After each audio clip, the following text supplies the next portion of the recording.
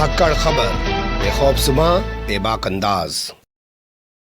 धाकड़ खबर के news room से मैं आपके साथ हूं अकरम रईस खान। टीवी देखते हैं तो ऐसा लगता है कि पश्चिम बंगाल में भारतीय जनता पार्टी की इस बार सरकार बन जाएगी। भोंपू मीडिया के दलाल चाटुकार दंगाई पत्रकारों की जबानी सुनते हैं तो ऐसा लगता है कि पश्चिम बंगाल में परिवर्तन की लहर बेतहाशा तूफान की तरह, सुनामी की तरह दौड़ रही है। भारतीय जनता पार्टी के चाहे वो प्रधानमंत्री हो चाहे अमित शाह हो, सबके बयान सुनते हैं तो ऐसा लगता है कि अभी ये बंगाल में इतिहास रचने जा रहे हैं, जो कि 72-73 साल में नहीं हुआ। लेकिन जमीनी हकीकत जो होती है ना, वो खुद अपने आप जबान से बाहर आ जाती है उन्हीं लोगों के जरिए जो कि एक आडंबर बनाने की कोशिश करते हैं। क्योंकि कहा जाता है कि झूठ ज्यादा देर तक टिक नहीं पाता और सच ऑटोमेटिक सामने आ जाता है। सच बोलने वाला व्यक्ति, उसका कॉन्फिडेंस कभी डगमाता नहीं है। जो झूठ बोल के आडंबर रचता है, अपने आप को बड़ा दिखाने की कोशिश करता है, वो जो है ज्यादा देर तक अपनी बनावट को नहीं रख पाता। ठीक उसी तरीके जैसे आप जाइए, हमारे यहाँ दिल्ली में पालिका मार्केट होती है, हालांकि ऐसे बाजार अब सब जगह हो गए हैं। वहां जब अंदर आप घुसेंगे, रंग बिरंगी लाइटें लगी होंगी, आपको पता चला शर्ट पसंद आ गई, ले ली,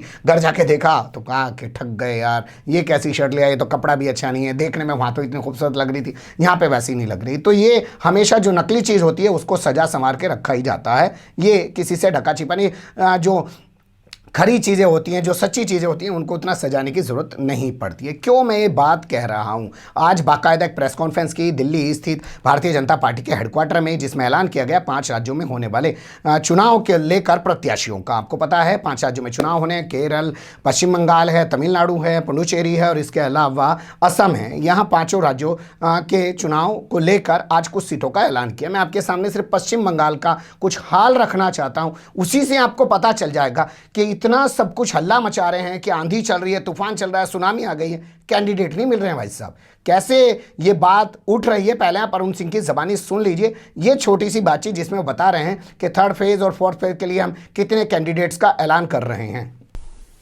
कल बैठक की अध्यक्षता हमारे नड्डा जी ने की और इस केंद्रीय चुनाव समिति की बैठक में माननीय प्रधानमंत्री श्री नरेंद्र मोदी जी की गरिमामय उपस्थिति रही। मंत्री श्री राजनाथ सिंह जी, केंद्रीय गृह मंत्री आदरणीय और अन्य केंद्रीय चुनाव समिति के सदस्य आदरणीय अमित शाह के बाद केंद्रीय चुनाव समिति ने जिन नामों में मुहर लगाई, उन नामों को अभी आपके समक्ष रखूंगा। मुख्य रूप से तमिलनाडु और पश्चिम बंगाल, इन 4 राज्यों के बारे में सूची अभी आपके समक्ष पढ़ूंगा। अब मैं पश्चिम बंगाल का let me complete, then after that you can come back. Paschim Bangal में जिस प्रकार से परिवर्तन की लहर चल रही है और सत्ता परिवर्तन की लहर इतनी तेज चल रही है कि जिस प्रकार जैसे उत्तर प्रदेश में 3/4 मेजॉरिटी के साथ भारतीय जनता पार्टी की सरकार बनी थी, उसी प्रकार की सत्ता परिवर्तन की लहर चल रही है और 200 से अधिक सीट भारतीय जनता पार्टी वहां चुनाव जीतने वाली है। पहले 2 फेज की हमने पहले से अनाउंसमेंट कर दी है सारी सीटों का। अब जो 3rd फेज है, 3rd फेज में 31 सीटें हैं।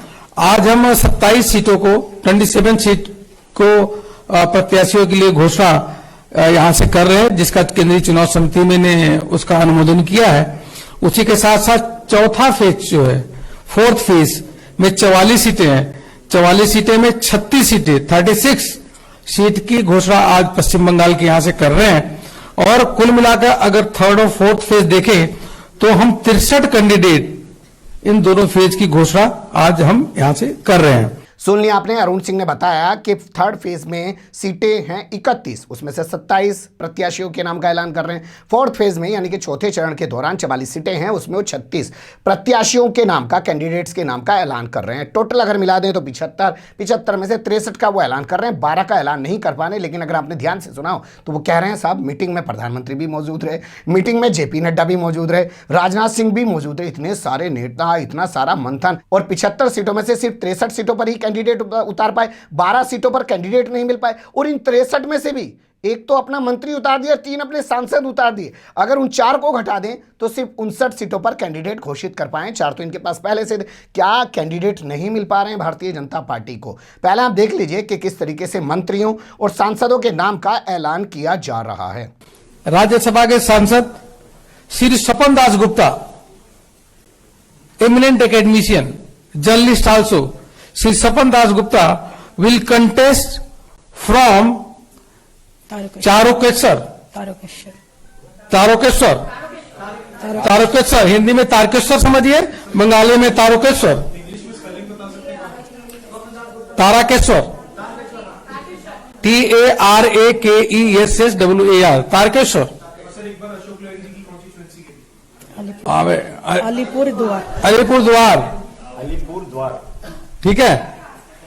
नाउ अभी आगे सुनो भैया, तब तो जो अभी के सांसद नीतीश प्रामाणिक, हाँ, निश्चित निश्चित प्रामाणिक जी जो अभी सांसद हैं वह चुनाव लड़ेंगे दिनहाटा से।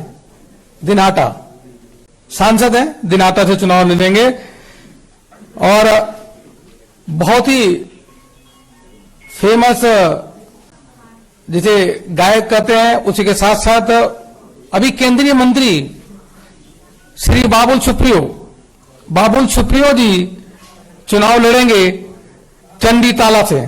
चंडीताला बाबुल सुप्रियो जी चंडीताला से लड़ेंगे।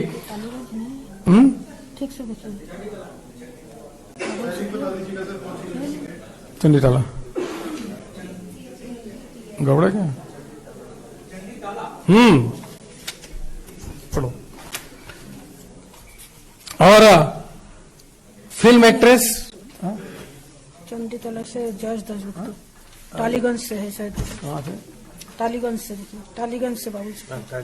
टालीगंज से बाबुल सुप्रियो। सॉरी दोबारा करेक्ट कर लेते हैं। Tollygunge, I am sorry, typing कोई मिस्टेक हुई है।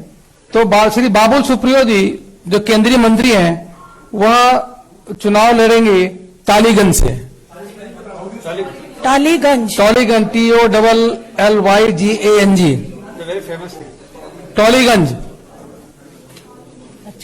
और लॉकेट चटर्जी सांसद हैं भी, Locket Chatterjee member of parliament, वह चुनाव लड़ेंगी चुचुरा से। CHURA, हाँ, चुनचुरा बोलो, चुचुरा बंगाल में चुचुरा, CHUNCHURA। सुन लिया आपने, बाबुल सुप्रियो मंत्री हैं केंद्र सरकार में, उनको उतार दिया गया है मैदान में तालीगंज से। और इसके अलावा दूसरा नाम आपने सुना होगा जो उन्होंने बताया, जो है वो नीलीश प्रामाणिक का, वो उनको उतारा गया है जो दीनहाट से। और इसके अलावा स्वपन दास गुप्ता जो राज्यसभा के सांसद हैं और अपने बड़बोलेपन के लिए खूब जाने जाते हैं, तारकेश्वर से उनको मैदान में उतारा गया है। इसके अलावा अगर चौथा नाम लें तो वह है लॉकेट चटर्जी का, उनको उतारा गया है चुरचुरा सीट से। ये दिखाता है कि भारतीय जनता पार्टी को प्रत्याशी नहीं मिल रहे हैं। क्या ये बात गलत है? अगर गलत नहीं होती तो ये कहते हैं कि हमारे पास तो इतनी मार मची पड़ी है, हम चुनाव नहीं कर पा रहे हैं। लगता है इनको प्रत्याशी नहीं मिल पा रहे हैं। और ये तब हो रहा है जबकि बहुत सारे लोग टीएमसी छोड़ के इनके पाले में आ चुके हैं। उनको ये धड़ाधड़ टिकट देने, जो भी आ जाता है उसी को टिकट थमा देते हैं और अपने सांसदों और मंत्रियों को उतार रहे हैं। तो इसका मतलब साफ दिखाता है कि इनके पास अभी भी प्रत्याशियों का टोटा है। 294 सीटों पर क्या ये प्रत्याशी उतार पाएंगे या नहीं उतार पाएंगे, ये भी एक बहुत बड़ा सवाल आज की प्रेस कॉन्फ्रेंस से खड़ा हो रहा है। या ये भी कहा जा सकता है कि 12 सीटें जानबूझ के बचा ली गई हैं। इन 12 सीटों पर हो सकता है दूसरे और लोगों को चारा डाला जा रहा हो, जानबूझ के भी सीटें छोड़ी गई हूं ताकि और टूट के आ जाएं, उनको ये टिकट दे दें। लेकिन अगर वो टूट के भी आ जाते हैं और ये फिर भी दे देते हैं तो सवाल वही कि आपने तो दूसरे का प्रत्याशी तोड़ के अपनी पार्टी में मिला के टिकट दिया है, आपको वहाँ प्रत्याशी भी नहीं मिल पा रहा है। मीडिया और आप जो एक हल्ला मचा रहे हैं कि कोई आंधी तूफान चल रहा है, वो आज की प्रेस कॉन्फ्रेंस साबित कर रही है कि कोई आंधी तूफान नहीं चल रहा है। ऐसा कहना कुछ गलत नहीं हो सकता। बने रहेगा धाकड़ खबर के साथ। फिलहाल कमेंट्स के रूप में आप लोग अपनी राय दे सकते हैं, खबर को लाइक कर सकते हैं, चैनल को सब्सक्राइब कर सकते हैं और ज़्यादा से ज़्यादा हमारी खबरों को शेयर कर सकते हैं। फिर ऐसे ही किसी सुलगते हुए उलझते मुद्दे लेकर मैं आपके सामने हूँगा हाजिर। फिलहाल अभी मुझे दें इजाज़त।